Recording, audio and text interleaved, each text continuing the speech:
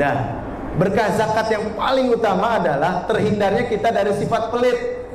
Kata orang Serangnya mah pelit, medit, kumet, keket, buntut kasiran, apa maning mah? Kuburannya sempit ya. Itu paling berkah karena al-bakhilu aduwullah. Orang yang pelit itu musuh Allah.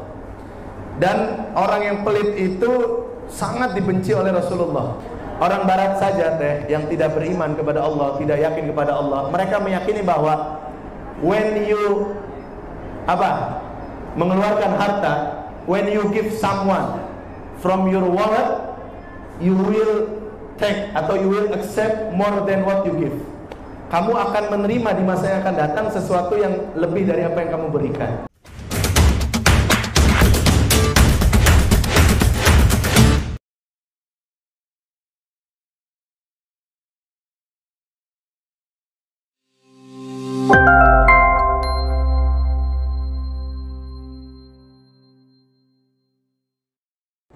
Assalamualaikum warahmatullahi wabarakatuh. Hai Sobat Basnas dan kabar Basnas, bagaimana nih kabarnya? Sehat semua? Masya Allah. Semoga sobat semua selalu dalam keadaan yang sehat walafiat, selalu bahagia, dan juga selalu semangat dalam menjalankan aktivitas dan ibadahnya di bulan Ramadan. Amin Allahumma amin. Hari ini tepatnya di tanggal 26 Maret 2023 dan juga bertepatan dengan 3 Ramadan 1444 Hijriah. Hari ini yaitu hari kedua daripada acara Cahaya Semangat Ramadan yang diadakan atau yang diselenggarakan oleh Basnas Provinsi Banten, yaitu yang berlokasi di Mall of Serang. Oke, dan kemarin kita sudah melaksanakan yaitu bincang zakat sesi pertama, yaitu dengan Profesor Dr. Haji Shibli Syazaya LMLMM. Dan pada kesempatan kali ini kita akan bincang zakat sesi 2 nih, yaitu dengan tema yang berbeda dari sebelumnya, yaitu tema hari ini yaitu berkahnya zakat.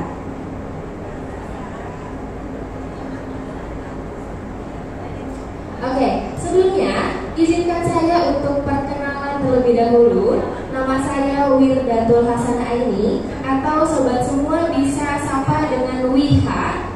Nah, yang akan memandu atau menemani sobat semua dalam jalannya bincang seputar zakat hari ini dengan narasumber yang luar biasa, berkompeten, dan juga tidak asing lagi nih di mata sobat dan di mata sobat Basnas dan juga kabar Banten. Langsung saja kita sapa narasumber kita pada hari ini, yaitu Kiai Haji Tubagus Imam Ibrahim MC, yaitu selaku pengasuh Pondok Pesantren Nurul Safa di Provinsi Banten. Assalamualaikum warahmatullahi wabarakatuh. Assalamualaikum. Oke, sebelumnya ini manggilnya Pak Kiai, Pak Ustadz atau bagaimana nih? Kang, oke, Kang Ustadz, oke. Oke, Kiai ketuaan ya. Jadi kita panggilnya Kang Ustadz aja.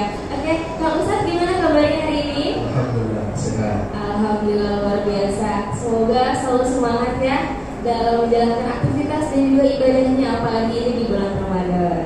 Oke, sobat Basnas dan juga kabar Banten, zakat itu merupakan salah satu rukun Islam. Tentunya sobat semua sudah pada tahu ya. Nah, dari rukun Islam ini, umat Islam itu wajib untuk melaksanakan salah satunya yaitu zakat. Apalagi untuk orang-orang yang sudah memenuhi zakat. Nah, pada zaman sekarang nih, sobat-sobat tentunya banyak yang tahu dong wajibnya berbayar zakat. Namun masih banyak yang kurang aware atau kurang sadar nih. Padahal dari zakat sendiri banyak berkahnya, banyak manfaatnya, dan juga banyak keutamaannya. Oke, langsung saja nih ya untuk lebih jelasnya mengenai berkahnya zakat itu seperti apa. Oke, Kang Ustadz, sebelum kita ke pertanyaan selanjutnya, harusnya di satu persepsi dulu nih. Menurut Kang Ustadz, zakat itu apa sih? Bismillahirrahmanirrahim. Alhamdulillah wassalatu wassalamu ala Rasulillah wa ala alihi washabbihi wa man wala. Jadi pertama, jangan menurut saya ya. karena saya bukan yang punya agama. Oke, baik. Tapi menurut Allah dan Rasulnya yang diberitakan dalam Al-Quran, hadis dan juga kitab-kitab fikih oleh para ulama. Saya hanya menyambung lisan. Zakat itu secara bahasa itu artinya an-numu, yaitu bertumbuh, sesuatu yang bertumbuh. Atau zakat juga bermakna juga at-taharah, yaitu sesuatu yang suci, bersih, dari kata zaki, ya. Dan kata zakat itu dalam bahasa Arab disebut al-ismul mushtarak. Jadi satu kata yang mempunyai beberapa makna. Tapi yang paling sharih adalah makna an-numu, tumbuh, dan juga at-taharah, mensucikan. Berarti itu secara bahasanya ya. Oke, kalau secara istilahnya zakat itu apa? Secara istilah tentu zakat kita ketahui bahwa dia ruknun min arkanil Islam. Dia adalah rukun di antara rukun Islam, adalah ikhrajul mali, yaitu mengeluarkan harta dari yang kita miliki sesuai dengan syurut dan juga rukun-rukunnya, syarat dan ketentuan. Seperti zakat itu kan nanti ada zakat mal, amwal, ada zakat fitrah yang biasa kita kerjakan di bulan Ramadan itu, dan masing-masing mempunyai qadhiyah ataupun syarat dan ketentuannya. Oke, kalau itu zakat ya. Nah, ada nggak sih perbedaan? Kita juga sering mendengar adanya infak, adanya sedekah. Nah, apa sih perbedaannya? Kan sama-sama mengeluarkan sebagian harta ya Ustadz. Ya. Nah, itu seperti apa perbedaan dari zakat, infak, dan juga sedekah? Jadi memang ini banyak orang yang tidak mengetahui ya, tentang apa bedanya infak, sedekah, zakat, kemudian hadiah, kemudian apalagi banyaklah sebenarnya istilah-istilah dalam Islam yang digunakan untuk menerangkan harta yang dikeluarkan untuk agama Allah. Jadi begini, infak itu adalah kata yang menerangkan untuk segala hal yang dikeluarkan di jalan Allah secara umum. Jadi zakat itu bisa termasuk ke dalam infak, sedekah juga bisa bagian daripada infak. Ya, memberi saja, memberi untuk pembangunan masjid misalkan, kita nggak niat sedekah, niat infak saja umum misalkan, itu juga bisa. Infak adalah segala harta yang dikeluarkan untuk jalan Allah, itu infak, walaupun bentuknya nanti ada zakat, ada sedekah atau yang lain-lainnya. Oke, seperti itu. Teman-teman di rumah sudah pada paham berarti ya sekarang apa itu perbedaan zakat, infak, dan juga sedekah. Oke, tadi juga sempat disebutkan zakat itu banyak macamnya ya Ustadz. Ya. Nah, ada zakat mal, ada zakat fitrah. Nah, bisa dijelaskan ada zakat apa aja dan juga perbedaannya apa? Ya, jadi tadi belum semua ya. Sedekah. Iya, belum. Sedekah dia lebih umum daripada zakat. Kalau infak tuh dia paling atas lah ya, umum nih, paling general. Sedekah lebih khusus, harta yang dikeluarkan di jalan Allah dan itu tidak mempunyai syarat dan ketentuan yang spesifik. Oke. Misalkan kamu memberikan untuk fakir miskin, itu bisa sedekah. Kamu membangun masjid, sedekah. Kamu buat yatim, sedekah. Kamu buat Palestina yang sedang berperang jalan Allah, sedekah. Kamu ngasih uang buat pemuda buat modal nikah, ya jombloan-jomblo hati itu, sedekah juga tuh. Merasa terpanggil saya jomblo juga ya. Tapi kalau zakat dia sesuatu yang diatur secara ketat dan sifatnya itu rukun, rukun Islam. Rukun itu apa? Rukun itu adalah sesuatu yang harus dipenuhi, dan kalau tidak dipenuhi maka gugurlah seluruhnya. Artinya bagian dari satu rangkaian. Zakat itu dia lebih spesifik. Bagaimana lebih spesifiknya? Satu, zakat itu dia hanya dua, yaitu ada zakat mal, harta, dan juga zakat fitrah. Zakat mal, harta itu harus memenuhi dua syarat. Yang pertama adalah nisab. Nisab itu artinya hartanya menyentuh titik tertentu. Jadi nggak semua orang wajib zakat dan nggak semua orang berhak untuk diberi zakat. Dan ada juga yang syarat kedua, haul. Haul itu apa? Artinya tepung tahun. Sudah memenuhi syarat seseorang untuk berzakat. Ya kalau sekarang itu dirupiahkan sederhananya ya, itu sekitar 80 juta rupiah lah. Orang kalau punya uang 80 juta, 1 Januari punya 80 juta. Sampai ketemu 1 Januari lagi, uang itu tidak berkurang dari 80 juta, maka dia wajib zakat. Berarti kalau misalkan kita dapat 80 juta dan habis di hari itu, kita tidak wajib membayar zakat berarti? Kalau selama belum 1 tahun uangnya sudah berkurang, maka gugur kewajiban zakatnya. Oke, baik. Berarti kalau misalkan zakat fitrah itu yang di bulan Ramadan, kalau yang mal itu yang harta ya. Dan tidak semua orang itu wajib membayar zakat mal. Oke. Kalau izin bertanya lagi nih, Kang Ustadz, kalau misalkan di bulan Ramadan itu wajib membayar keduanya, atau memang kalau zakat mal ini boleh, oh nanti aja nih nunggu setahun dulu, atau seperti apa? Nah, ini menarik. Kalau zakat fitrah itu khusus di bulan Ramadan saja, karena itu jiwa, tidak harus hanya orang yang kaya. Selama orang itu tidak tergolong 8 asnaf, 8 asnaf itu yang berhak menerima zakat siapa saja? Fakir, miskin, yatim, amil, kemudian ibnu sabil, kemudian mujahid fisabilillah, mu'allaf, kemudian gharimin, orang yang banyak hutang, termasuk yang kena pinjol tuh. Oke. Nah, kalau itu selama dia tidak fakir atau miskin, dia harus mengeluarkan zakat fitrah. Artinya jiwa yang dizakati. Kalau zakat mal, harta yang dibersihkan. Dan itu tidak harus di bulan Ramadan kalau zakat mal. Dia hitungnya selama 1 tahun. Pokoknya 1 tahun uang ini tidak berkurang dari nisab, batas minimal uang. Tadi lah ya 80 juta, maka orang itu wajib zakat. Nah, sekarang bagaimana? Orang kan jarang yang megang uang besar seperti itu. Orang kan sekarang banyaknya profesi ya. Betul. Jadi dokter kah digaji, jadi presenter, jadi guru, jadi tentara, kan dapatnya gaji tuh. Kan nggak mungkin gajinya itu dia biarin aja. Udah ngumpul 80 juta baru dia zakatin. Lantas bagaimana? Kalau zakat profesi seperti yang ditulis kitab Fiqhu Zakat oleh almarhum Yusuf Al-Qardawi, dan ini menjadi rujukan ulama-ulama sedunia, kitab zakat kontemporer. Orang yang punya gaji yang jika dikalikan selama 1 tahun nilainya lebih daripada nisab minimal zakat, yaitu sekitar 80 juta, maka dia wajib zakat 2,5%. Misal gajinya berapa? 10 juta misalkan. 10 juta kali 12 bulan berapa? 120 juta. 120 juta. Lebih nggak dari 80? Oh, lebih. Lebih, maka itu wajib dizakati. Berarti bukan nunggu 1 tahun baru zakat sekaligus.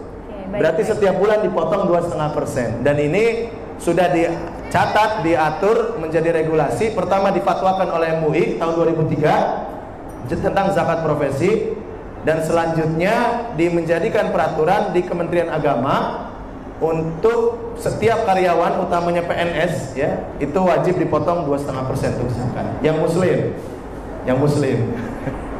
Oke, menarik. Kang Ustadz, kalau zakat ini diwajibkannya hanya untuk umat Islam yang masih hidup saja ya? Nah, kalau misalkan sedekah dan juga infak, itu misalkan kita, misalkan saya WH, mau bersedekah lah atas nama almarhum ayah saya, itu boleh tidak? Ini ayahnya udah beneran, udah nggak ada beneran. Benar, sudah. Oh, yatim beneran ya? Yatim beneran. Habis ini bisa kita kumpul donasi nih, Bu. Boleh. Jadi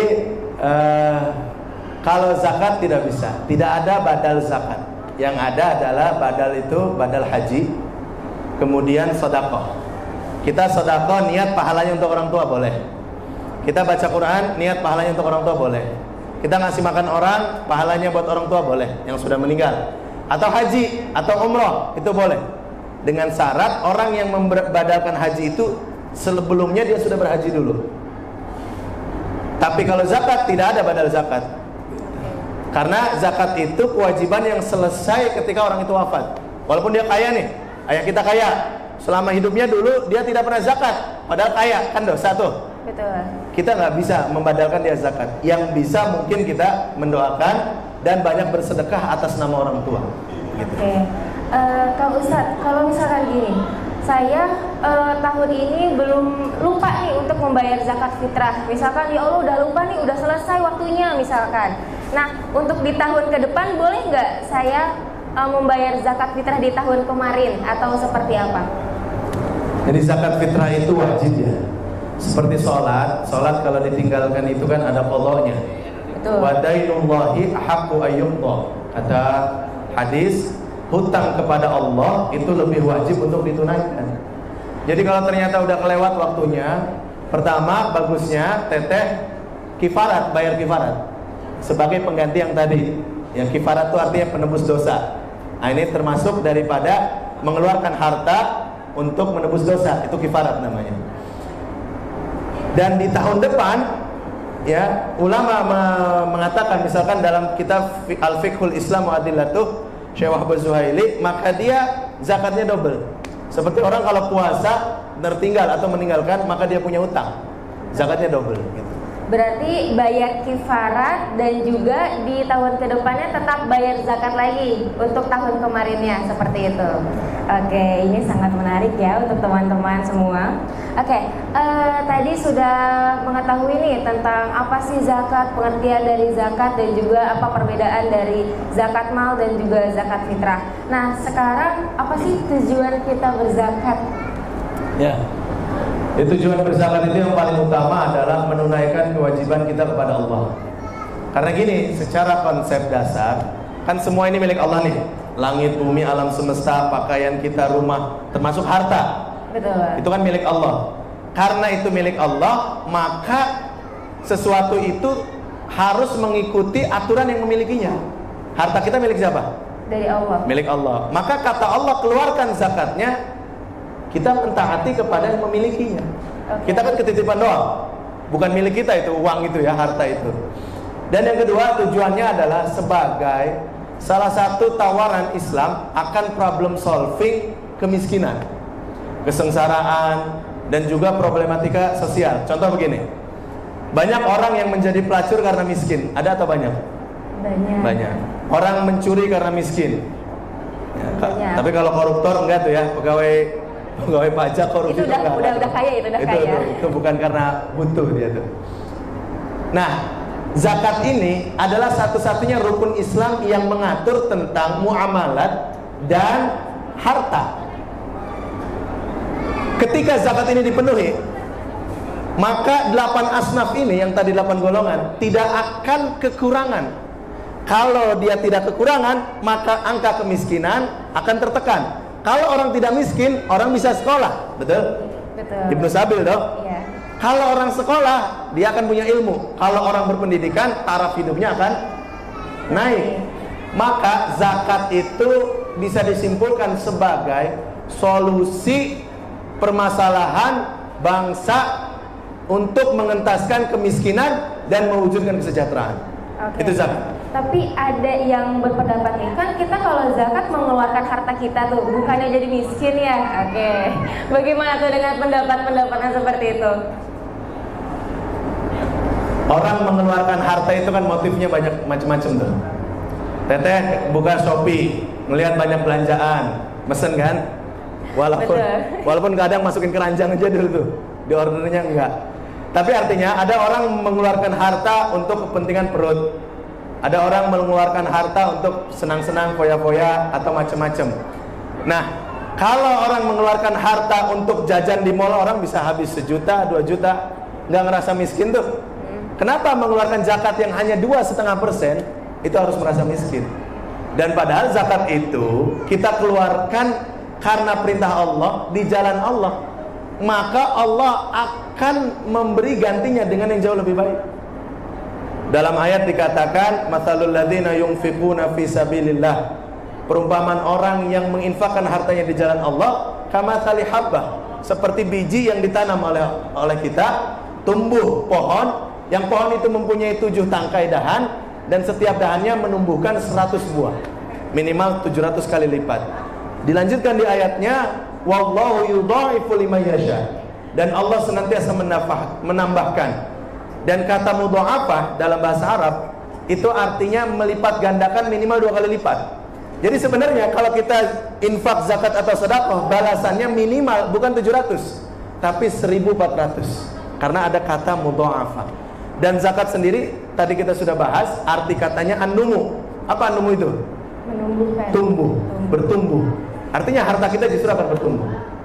Orang barat saja yang tidak beriman kepada Allah, tidak yakin kepada Allah, mereka meyakini bahwa when you mengeluarkan harta, when you give someone from your wallet, you will take atau you will accept more than what you give. Kamu akan menerima di masa yang akan datang sesuatu yang lebih dari apa yang kamu berikan. Karena sharing is caring. Oke. Oh iya, tadi juga kan orang-orang yang bisa atau yang wajib menerima zakat itu ada 8 ya. Itu yang di pertama ada fakir dan juga miskin. Banyak nih Kang Ustadz yang masih bingung antara fakir dan miskin itu kayak gimana sih, apa perbedaannya? Bedanya fakir miskin itu sederhana. Kalau fakir itu dia orang yang tidak punya pekerjaan, tidak punya pendapatan, maka dia tidak bisa memenuhi hajat hidupnya. Kalau miskin, dia punya pekerjaan, punya gaji, punya pendapatan, tapi pendapatannya masih kurang daripada memenuhi standar hidup. Contoh, kehidupan rumah tangga 3 juta sehari. Sehari, gaya banget ya, sebulan. Kerja dia, gajinya cuma 1 juta, maka itu miskin. Tapi kalau fakir, kebutuhan hidup 3 juta rumah tangga, tapi nggak punya pendapatan, menganggur lah, nggak punya pekerjaan, itu fakir.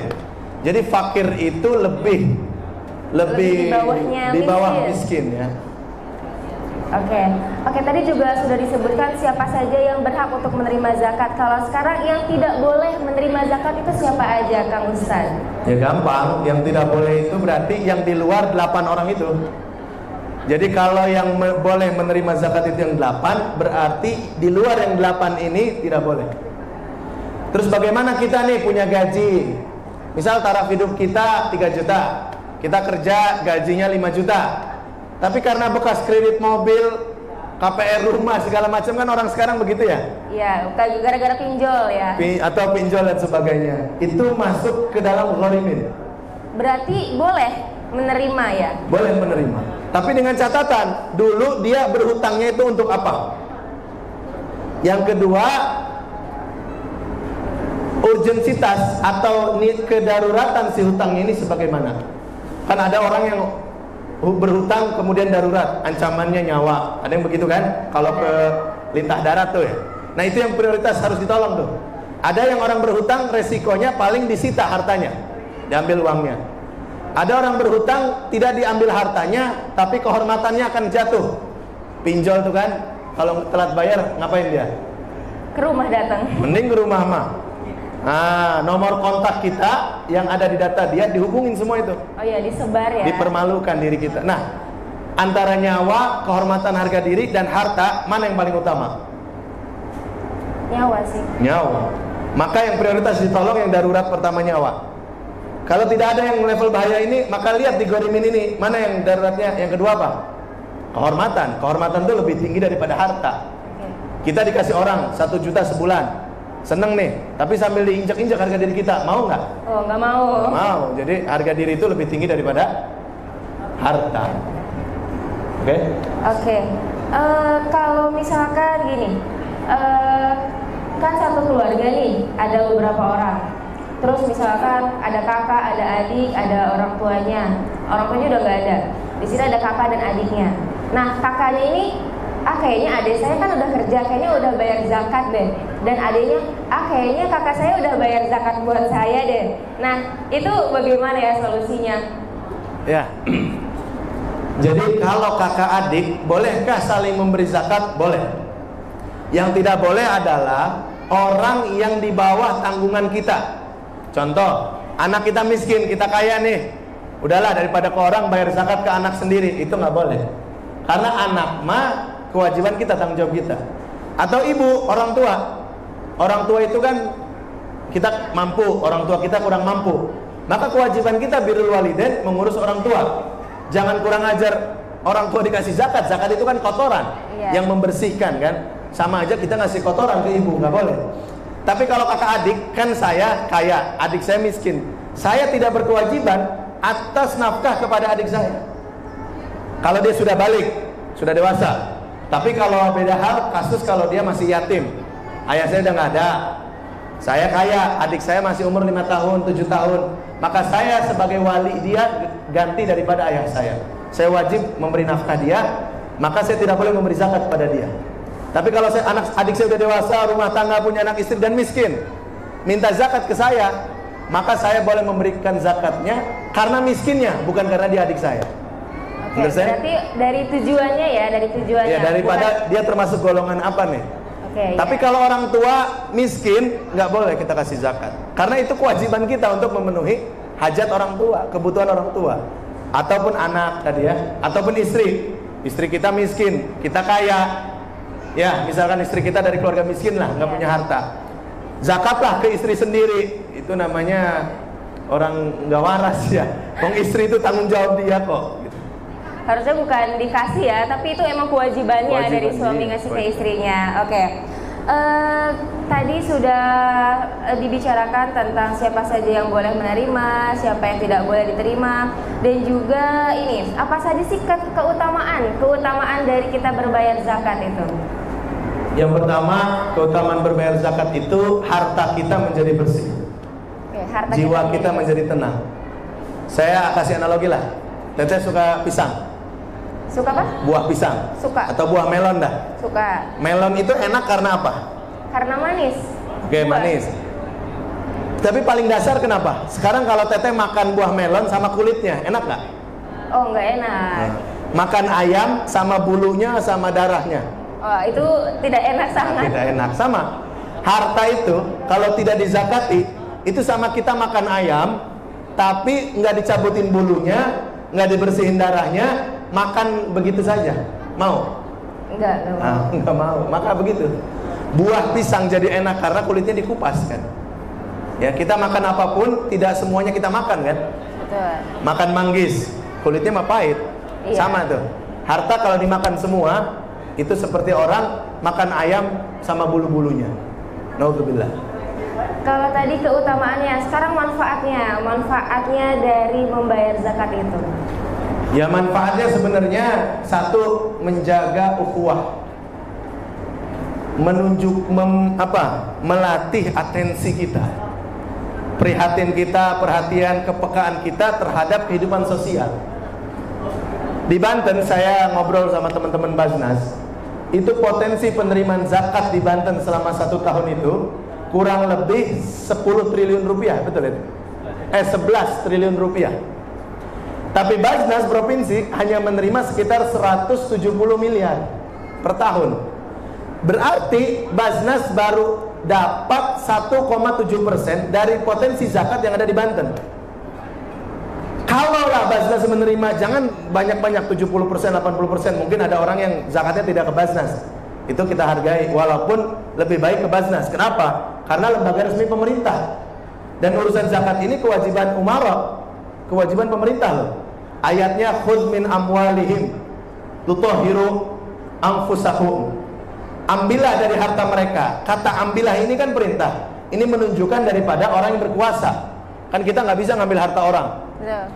Nah, kalau Basnas menerima, anggap 50% aja, 5 triliun Basnas menerima daripada uang zakat, potensi yang ada di Banten ini, maka saya yakin angka kemiskinan akan jauh bisa kita tekan. Kebodohan, angka fakir, anak yatim akan terurus. Orang yang mau belajar nggak punya duit akan bisa kita berikan beasiswa. Pemuda-pemuda yang pengen kawin bisa kita modalin, dan banyak.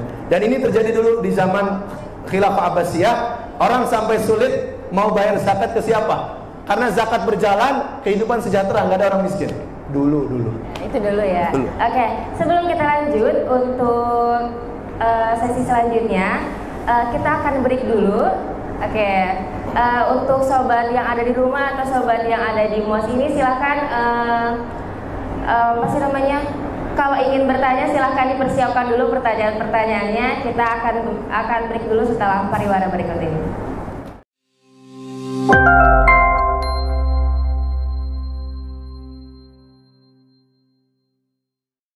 Hai Sobat Basnas dan Kabar Banten, kita bertemu lagi setelah pariwara tadi ya. Oke, di sini ada beberapa pertanyaan nih, Kang Ustadz, dari teman-teman kita yang ada di rumah, Sobat Basnas dan Kabar Banten. Oke, pertanyaan pertama, kan karena di sini temanya berkah berzakat. Oke, berkah berzakat itu seperti apa sih? Apakah zakat membawa berkah, ataupun dari berkah kita mendapat zakat, atau seperti apa itu? Ya, jadi kita harus tahu dulu apa itu berkah.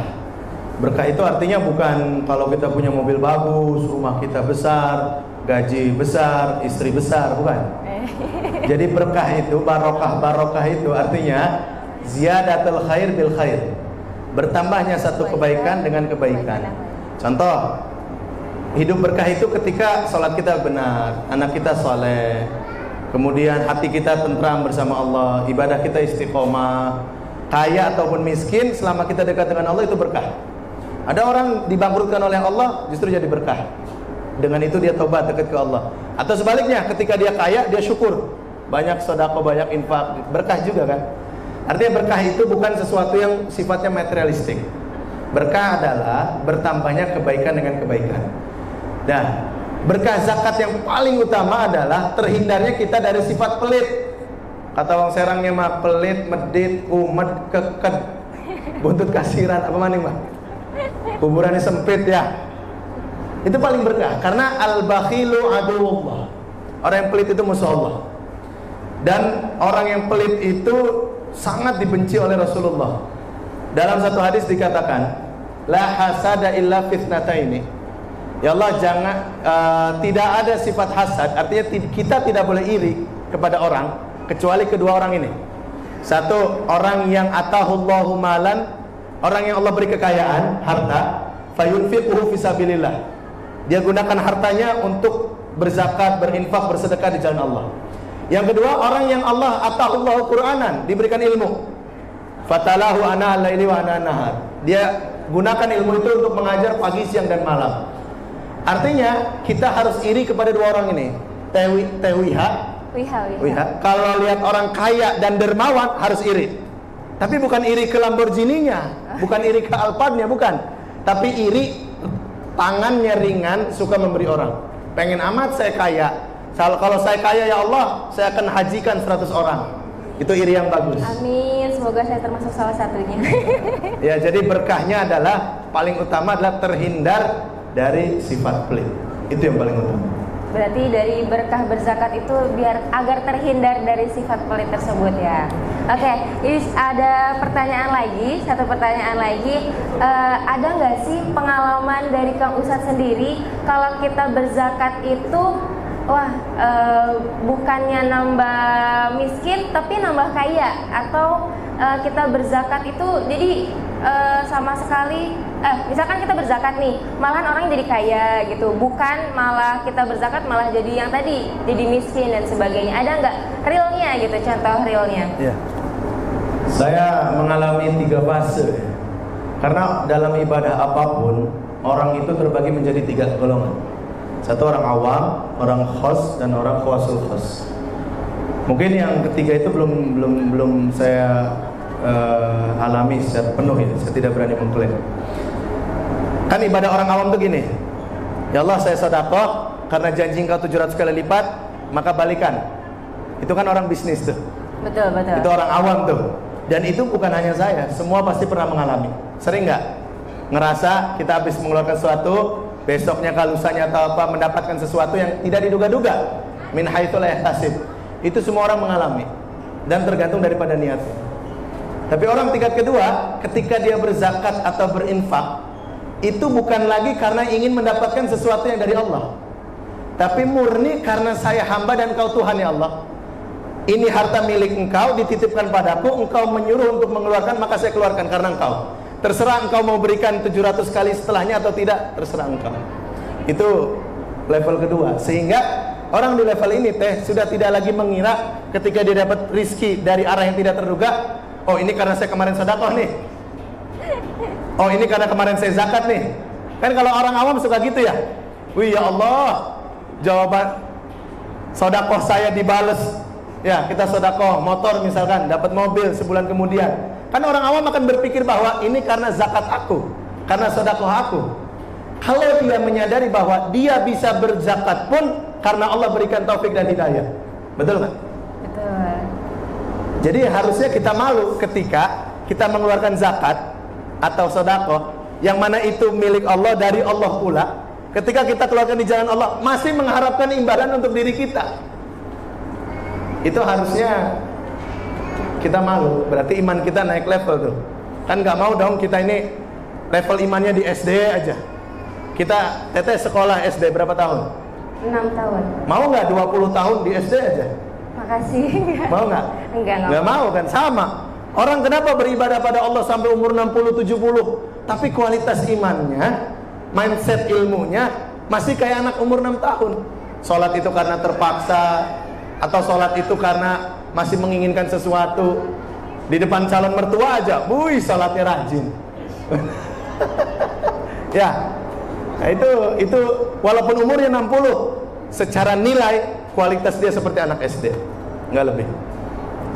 Saya mengalami tentunya ya. Teteh pasti ngalami, semua orang pasti mengalami lah. Kita mengeluarkan sesuatu, Allah memberikan sesuatu. Tapi jangan gini, jangan punya pikiran Allah memberi itu karena kita mengeluarkan. Allah bisa saja memberi kita dengan ataupun kita tidak mengeluarkan. Betul nggak Pak? Orang yang pelit banyak yang kaya. Betul? Orang yang kafir banyak yang kaya. Betul. Jadi pemberian Allah itu tidak tergantung pada apa yang kita keluarkan. Tapi kita harus berpikir bahwa ya Allah, saya bisa mengeluarkan zakat ini karena Engkau beri rizki, Engkau beri hidayah, dan Engkau beri kemampuan. Maka zakat ini ya Allah sebagai bentuk syukurku kepada Engkau. Itu saja. Tapi boleh gak sih kalau kita misalkan lagi nggak punya uang nih, cobalah berzakat, siapa tahu bisa dapat gitu. Boleh. Sedekah mungkin ya, bukan zakat ya. Orang nggak punya uang tuh nggak wajib zakat ya. Dia sendiri butuh dizakati berarti itu. Itu kalau orang nggak punya uang bukan saya zakat biar dapat, enggak, pergi ke Basdos minta zakat itu. Nggak punya duit kan. Jadi boleh sedekah dengan mindset seperti itu boleh, tapi tadi kualitasnya level anak awam itu, level anak SD. Ya kalau kamu mau tetap di SD ya nggak apa-apa, it doesn't matter, it's up to you. Tapi kalau misalkan kita masih awam ya, terus kayak motivasi, ayolah kita berzakat supaya uang pertama mungkin karena ingin dilihat sama orang, itu boleh gak sih? Misalkan motivasi dulu pertama untuk diri sendiri, ada ini nih, jadi apa ya? Jadi semangat kita tuh walaupun memang pertamanya karena dilihat orang, karena dilihat pimpinan, karena dilihat mertua, itu boleh gak sih bisa jadi motivasi untuk diri kita gitu? Oke, saya ada ungkapan begini. Sedekah atau zakat yang dibarengi sifat riya karena ingin dilihat orang, itu lebih baik daripada pelit atas nama ikhlas. Kita nih sedekah dilihat orang, kan ada rianya tuh, wih saya nih baik ya. Tapi itu masih lebih mending daripada orang nggak jadi sedekah karena takut nggak ikhlas. Mau sedekah 10.000, orang lihat, daripada nggak ikhlas masukin lagi. Jangan, sedekah aja. Kenapa? Mungkin kalau walaupun kita belum ikhlas, itu tidak ada nilainya di sisi Allah. Tapi sedekah kita, pemberian kita bermanfaat untuk orang yang membutuhkan. Walaupun kita nggak ikhlas ya. Daripada gini, saya belum ikhlas, maka saya nggak sedekah. Kalau gitu kapan ikhlasnya?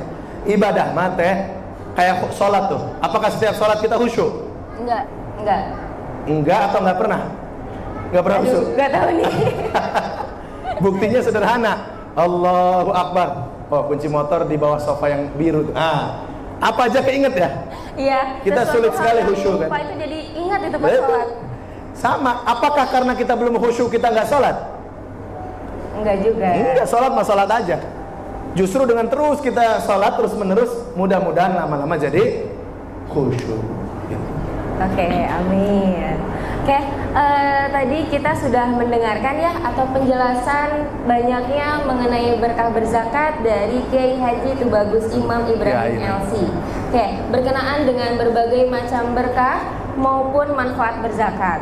Oke, masih banyak sebenarnya yang masih ingin kita gali lagi seputar zakat.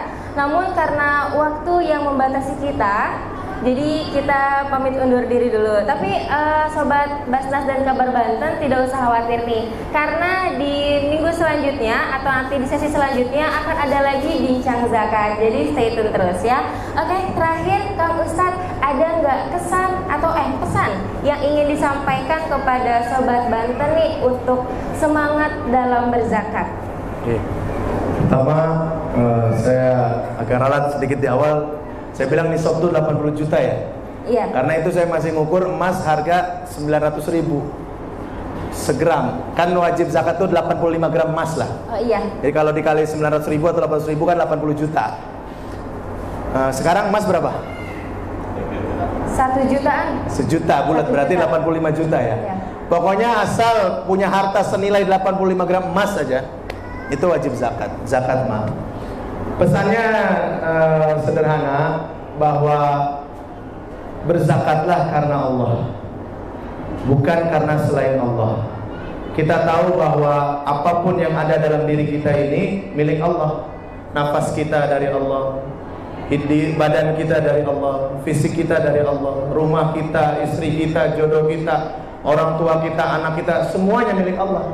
Termasuk harta kita, semua milik Allah. Tapi harta saya dapat gaji karena saya bekerja karena saya kompeten. Berarti ini karena jerih payah saya. Siapa yang menjadikan kamu berkompeten? Siapa? Allah. Kamu punya ilmunya, tapi kamu dikasih sakit sama Allah 10 tahun, bisa kerja nggak? Enggak bisa. Siapa yang kasih sehat? Allah. Berarti kita dapat rezeki pun dari siapa? Allah. Hakikatnya Allah. Semua yang dalam diri kita, semua yang ada di alam dunia ini, tidak ada yang tidak dari Allah. Semuanya dari Allah. Karena semuanya dari Allah, kembalikanlah kepada pemilik yang sejati, yang sebenarnya, yaitu Allah. Kita punya istri, arahkan ke jalan Allah. Punya anak, didik di jalan Allah. Punya harta, keluarkan di jalan Allah. Punya apa lagi? Punya ilmu, gunakan di jalan Allah. Punya kekuasaan, jadikan untuk membela agama Allah. Serahkan semuanya untuk Allah dalam rangka menepati janji kita setiap salat. Inna salati wa nusuki wa mahyaya wa mamati lillahi rabbil milik Allah. Jadi jangan berat ya. Ciri orang pelit itu apa sih? Orang pelit itu senang menerima, susah memberi. Itu orang pelit.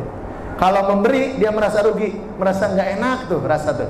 Itu berarti kamu punya sifat pelit. Ciri orang dermawan sebaliknya. Dia merasa tidak enak kalau diberi, kalau diberi, tapi dia merasa bahagia ketika bisa Menerima. Perhatikan aja, kita lebih bahagia mana? Ketika menerima atau ketika memberi? Itu menentukan sifat kita. So, be careful from kumat. Hati-hati dari sifat pelit. Doa Nabi terakhir, doa Nabi yang suruh Nabi dawamkan, Allahumma inni a'udzubika, ya Allah aku berlindung padamu dari 8 sifat terhina. Minal hammi wal hazan, dari gelisah, gundah gulana, dan hazan, kesedihan. Terus minal ajzi wal kasal, dari lemah pikun, wal kasal, dan juga sifat malas. Kemudian apa? Minal bukhli wal juben, dan aku berlindung padamu ya Allah dari punya sifat pelit dan juben, sifat pengecut, nggak berani mengatakan yang benar, membela yang benar. Yang terakhir, wa min ghalabatid daini wa qahrir rijal, dari tekanan orang karena punya hutang. Orang kalau punya hutang kan tertekan ya, panik, tertekan gitu. Wa qahrir rijal, ghalabatid dain karena banyak hutang, wa qahrir rijal atau tekanan seseorang. Itu saja, semoga bermanfaat. Aku ma tasmaun billahi fisabilillah. Oke, demikian Sobat Basnas dan Kabar Banten perbincangan seputar zakat hari ini. Tadi mengenai pengertian, siapa saja yang berhak menerima, siapa saja yang tidak boleh menerima, manfaat, keutamaan, sampai dengan berkah berzakat seperti apa. Terima kasih, saya Wiha pamit undur diri. Wassalamualaikum warahmatullahi wabarakatuh. Waalaikumsalam warahmatullahi wabarakatuh.